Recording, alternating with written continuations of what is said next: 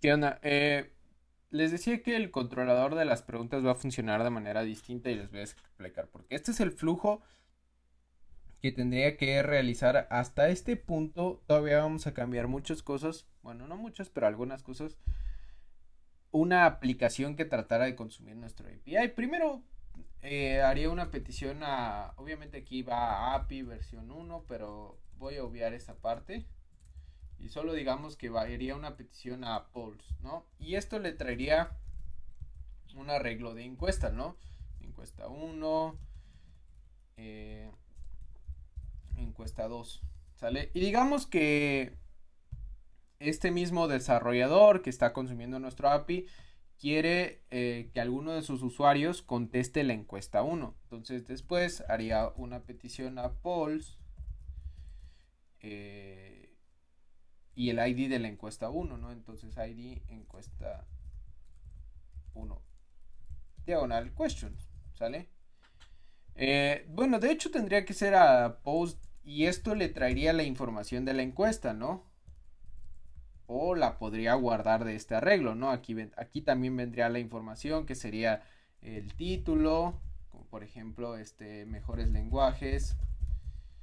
Entonces, digamos que se podría ahorrar esta petición y directamente irse a ID de la encuesta uno diagonal questions, y esto le traería un arreglo con las preguntas de la encuesta mejores lenguajes, ¿no? Pregunta uno, pregunta 2 y así sucesivamente. Entonces, digamos que quiere contestar la pregunta uno, tendría que hacer otra petición a diagonal polls, diagonal, no sé, la URL de las preguntas que sería ID encuesta uno, answers, o más bien creo que tendría que ser, digo, esto no está bien pensado porque no va a ser así y ahorita les voy a explicar por qué, ¿no? Entonces, después tendría que ser tal vez una petición a esta URL y esto le devolvería las respuestas de la pregunta uno. Y lo mismo para la pregunta 2, para la pregunta 3. Tendría que ser un montón de peticiones. Aquí miren, solo ha traído la información de una pregunta y ya hizo 3 peticiones mínimo. Entonces, no lo vamos a hacer así porque obviamente no queremos que esto suceda. Más bien lo que vamos a hacer es que cuando venga acá, la pregunta uno además va a tener una clave con answers y aquí va a estar la respuesta uno, la respuesta 2, la respuesta 3 y así sucesivamente, ¿no? Entonces, eh, nos vamos a ahorrar esa segunda petición. Es por eso que el controlador que voy a guardar ahorita, de hecho, aquí en controllers, aquí en API, aquí en versión uno y lo voy a llamar este answers con guión bajo controller. Es por eso que este controlador de preguntas no va a mostrar nada, ¿sale? Solo se va a encargar de... Voy a copiar el de questions controller, lo voy a pegar acá. Solo se va a encargar de crear, de actualizar y de eliminar. O sea, haciendo una petición al controlador de las respuestas, voy a poder crear una nueva respuesta para cierta pregunta, voy a poder actualizar una respuesta para, digamos, quiero cambiarla y también voy a poder eliminar respuestas, ¿ok? Pero no voy a poder mostrar. Entonces, por ejemplo, index y show se van. Y ahora la URL va a seguir siendo diagonal polls, diagonal answers, ¿sale? Vamos a tener un recurso anidado answers dentro de polls en el root. Y ahorita lo vamos a ver cómo sale. Y la razón de que vamos a tener, de que answer va a ser un recurso anidado de polls, es para que sigamos, para que podamos seguir validando esto de acá, que es quién es el dueño de esta petición, ¿sale? Y más bien quién es el usuario logueado y quién es el dueño de esta encuesta o quién creó esta encuesta, ¿sale? Espero que esté quedando claro. Set question ya no va a existir, a este lo vamos a llamar set answer y esto solo va a funcionar para update y destroy porque ya no tenemos, ya no vamos a tener acciones que muestren. Y listo, ok, ahí ya tenemos más o menos, vamos a cambiar algunas cosas. SetAnswer, por ejemplo, es un método que tenemos acá. Y aquí va a ser @answer es igual a question, digo answer. answers.find y encontramos la respuesta. Los parámetros fuertes ya no se van a llamar questions, se van a llamar answer params. Vamos a hacer require de un objeto JSON answer. Y ahí va a venir la description y el ID de la pregunta al que pertenece esta respuesta, ¿sale? Entonces, puede ser, ahí vamos a decir, si por ejemplo para la pregunta 1 que tiene ID 3, bueno, se lo pasamos aquí en los parámetros y ya sabemos que va para allá, ¿sale?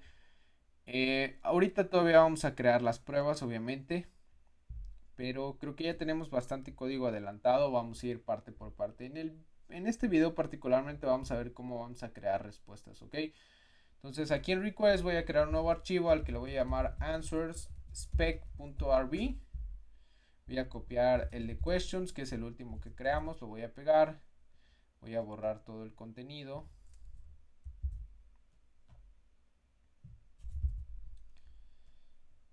Voy a borrar también este contenido y este contenido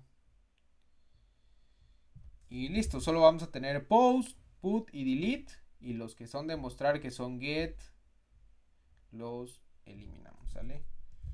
Ahora, para que podamos empezar a hacer peticiones a Answers Controller, obviamente tenemos que modificar el archivo roots.rb. Está aquí en config roots. Y agregar otro recurso anidado aquí, que se va a llamar answers, y le vamos a decir que las únicas acciones que se van a poder ejecutar van a ser update, destroy y create, ¿sale? Todas las demás no. A diferencia ya hablamos de que aquí usamos except, aquí vamos a utilizar only. Y definitivamente solo especificamos estas tres acciones que son las que tenemos aquí, ¿vale? Entonces vamos a escribir el de post. Aquí va a ser answers. Creamos un poll. Listo. Este poll va a tener una serie de preguntas, una lista de preguntas, 2 preguntas me parece. Aquí lo podemos ver en nuestro factory. My polls with questions. Crea una lista de 2 preguntas, ¿ok? Entonces ya tenemos preguntas creadas con nuestros factories. Ya tenemos una encuesta y ya tenemos un token que es válido, ¿sale? Entonces, por ejemplo, aquí voy a introducirles otra forma en cómo podemos probar las cosas, que es un poco más dry, un poco con código más mejor encapsulado y que se repite menos. Entonces aquí vamos a crear un arreglo que se va a llamar valid params o parámetros válidos, ¿sale? Y aquí vamos a poner los parámetros con los que queremos crear respuestas. Por ejemplo, description va a ser, digamos que tenemos una encuesta de los mejores lenguajes, yo voy a poner Ruby, y el ID de la pregunta, que va a ser aquí voy a crear una variable @question, como lo hicimos antes, que va a ser igual a la primera respuesta, la primera pregunta de la encuesta que creamos aquí, ¿sale?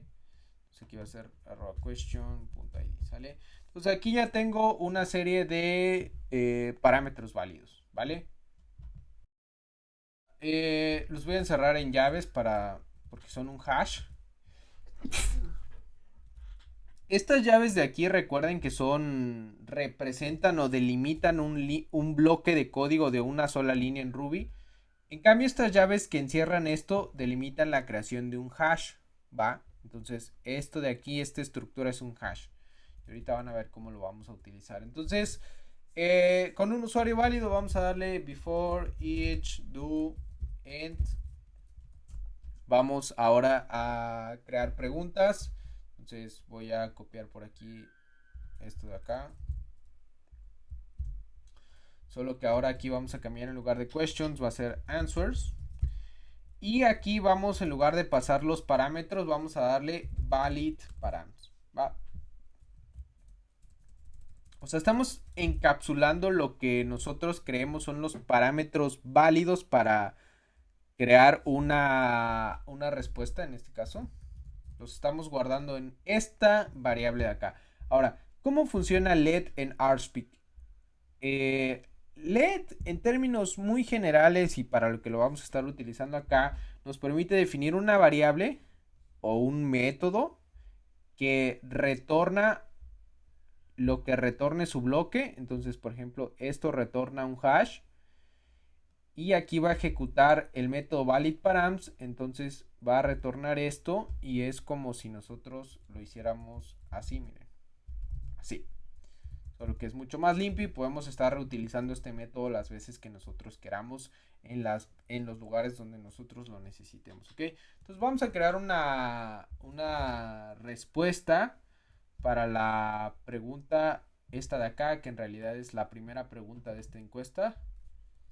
Y vamos primero a decir que it expect, la de siempre, ya saben, response to have HTTP status igual a 200. It cambia el contador de respuestas en +1. Y aquí es expect, pasamos un bloque, hacemos la petición dentro del bloque, es muy importante eso. Decimos to change answer count by 1. Y responde con la respuesta creada, ¿sale? Entonces to end y vamos a decirle JSON es igual a JSON.parse el cuerpo de la respuesta, y aquí decimos expect y aquí decimos que el ID del JSON que nos devolvió sea igual a answer.last.id, ¿sale? O también podríamos, creo que tiene mucho más sentido que validemos la descripción de la pregunta recién creada, que sea igual a validParams description. Y vamos a ver cómo, si podemos ejecutar todo el grupo de pruebas del bloque que se abre en 14. Así que vamos a hacer eso. No debería funcionar claramente porque no hemos escrito el código adecuadamente, pero recuerden que la primera parte es verlo fallar. Request answers spec .rb y es el bloque 14. Y boom, explota. Está bien. Ok, me dice no existe la variable o el método QuestionsParams. Ok, bueno, QuestionsParams lo está tratando de acceder acá y eso no existe. Entonces vamos a decirle arroba answer es igual a answer.new answerParams answer.save y aquí vamos a hacer render de answer show, si no vamos a mostrar los errores. Vamos a crear de una vez este template aquí, views, un nuevo folder aquí en versión 1 que se va a llamar answers en plural. Los folders de las vistas van en plural y aquí dentro vamos a tener show.json.jbuilder. Vamos a tener después de este bloque un bloque de JBuilder, así que si todavía no les queda claro cómo están funcionando las cosas aquí, eventualmente lo van a ver. Aquí le estamos diciendo que del objeto answer extraiga los atributos ID y description, y creo que también podríamos extraer el ID de la pregunta. Y créanme, con esto debería o esperaría que funcionara. Si no, para eso están nuestras pruebas, para decirnos. Y ahí está, 3 ejemplos y 0 fallas. Y vamos a ver con qué nos respondió nuestra petición. Aquí en AnswerSpec le voy a poner, por ejemplo, aquí inputs.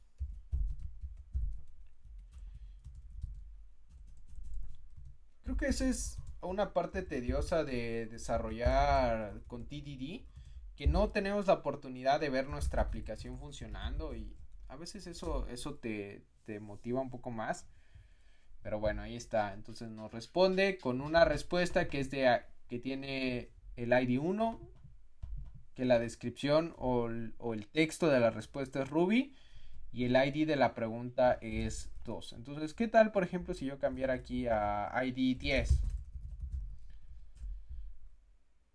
Esto debería fallar. Dice error, question can be blank. Y este error pasa porque no hay una pregunta con ID 10. Sí hay una pregunta con ID 2 porque recuerden que este factory crea dos preguntas con ID 1 y con ID 2. Entonces ahí está question ID 2. Pero lo vamos a dejar como estaba, ¿sale? Ruby rocks. Esto nada más es para que vean que todo está funcionando bien. Ahí está Ruby rocks. Y listo. Ahora, ¿cómo estamos asignando este valor question ID? Y lo estamos haciendo a través de los parámetros que enviamos. Aquí ya no solo estamos recibiendo un description como en la pregunta, sino también un question ID. Entonces lo que answer params devuelve es primero hace require de answer. Y por ejemplo aquí tenemos que cuando hacemos la petición post,